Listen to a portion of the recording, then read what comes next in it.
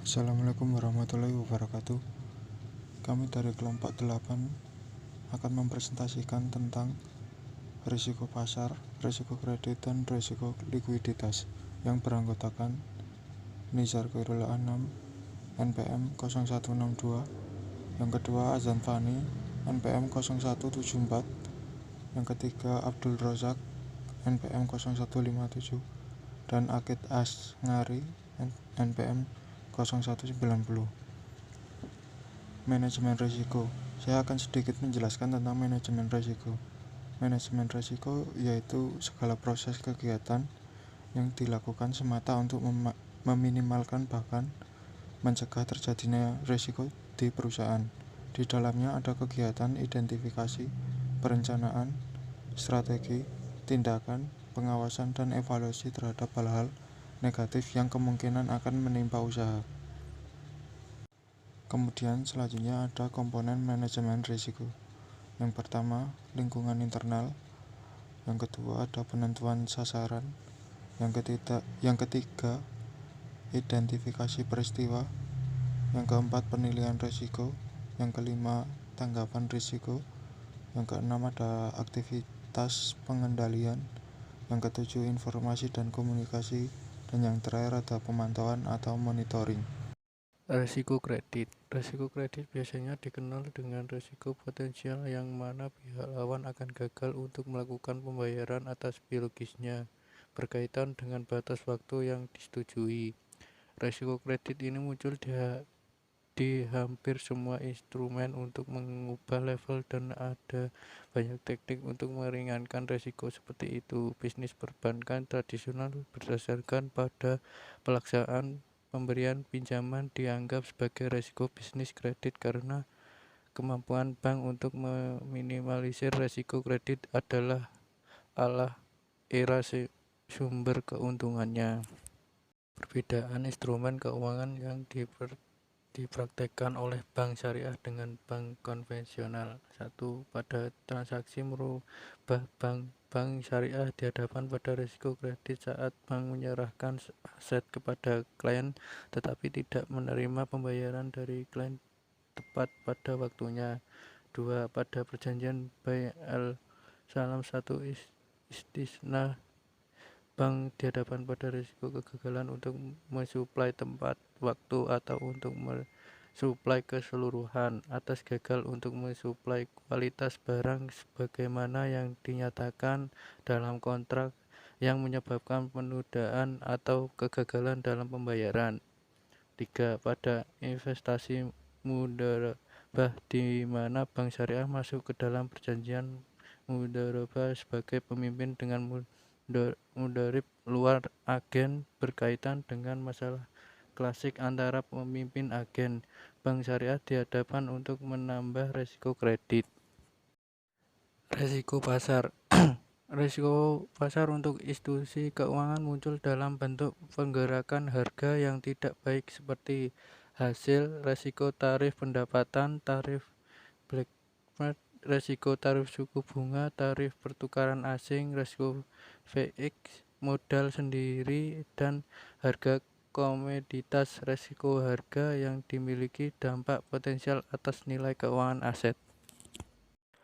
Yang selanjutnya ada beberapa faktor risiko yang berkaitan dengan penguapan nilai pasar sekarang dan yang akan datang. Yang pertama ada risiko markup. Bank syariah diharapkan pada risiko markup sebagai tarif markup mereka yang dipakai dalam merubah dan instrumen perdagangan keuangan lain. Yang selanjutnya ada risiko harga. Pada kaitannya dengan buy al-salam, bank syariah diharapkan pada penguapan harga komoditas selama periode waktu antara penyerahan komoditas dan sejumlah komoditas. Yang selanjutnya ada resiko nilai yang disewakan. Pada pelaksanaan ijarah, bank diharapkan pada risiko market yang disebabkan oleh pengurangan nilai sisa aset yang disewakan pada akhir waktu sewa. D. Resiko FX.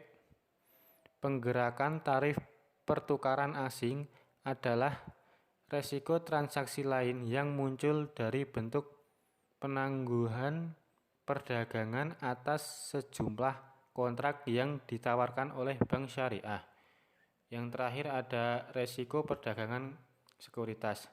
Dengan adanya peningkatan pasar untuk obligasi Islam, bank syariah menginvestasikan sejumlah asetnya dalam sekuritas pasar.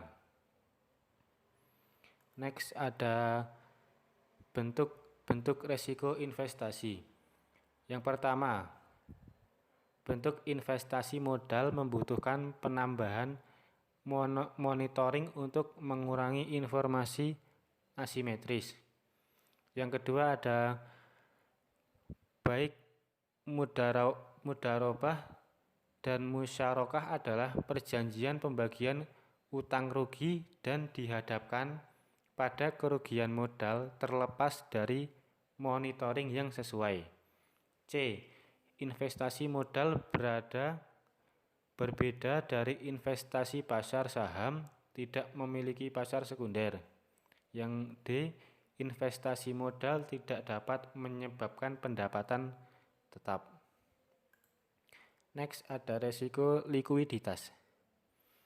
Resiko likuiditas dalam bank syariah dapat terbagi menjadi dua, yaitu kekurangannya likuiditas di mana institusi keuangan dipaksa oleh aset likuiditas untuk mendapatkan kewajiban dan obligasi keuangan. Yang kedua ada saat dibutuhkan, bank syariah tidak memiliki akses untuk meminjam atau menaikkan dana pada biaya yang sesuai.